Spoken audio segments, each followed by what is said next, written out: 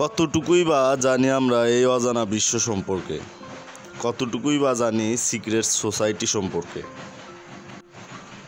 কেমটেইল তেমনি অজানা এক কনস্পিরেসি থিওরি।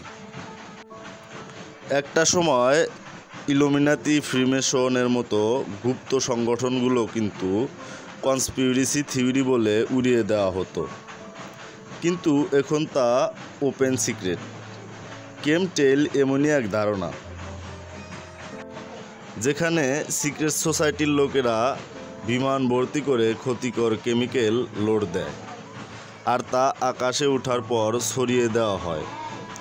ছোটবেলায় আমরা যখন আকাশে বিমান উঠতে দেখতাম, কৌতূহলবশত সবাই আকাশের দিকে তাকিয়ে বিমানকে দেখতাম, আর বন্ধুদের মাঝে প্রায়ই ঝগড়া হতো এই নিয়ে যে বিমানের পিছনের ধোঁয়াটা রকেটের নাকি বিমানের।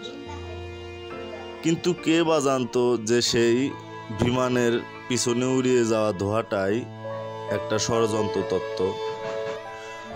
পরিবেশের ক্ষতির জন্যে তারা কেমটেইল আকাশে ছড়িয়ে দেয়। আবার যারা এগুলো করে তারাই শেখায় যে গাছ লাগাও, পরিবেশ বাঁচাও।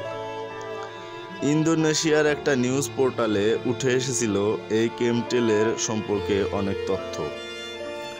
ইন্দোনেশিয়া নাকি কেমটেইলের শিকার। কেমটেইল নিয়ে একটা ষড়যন্ত্র তত্ত্ব।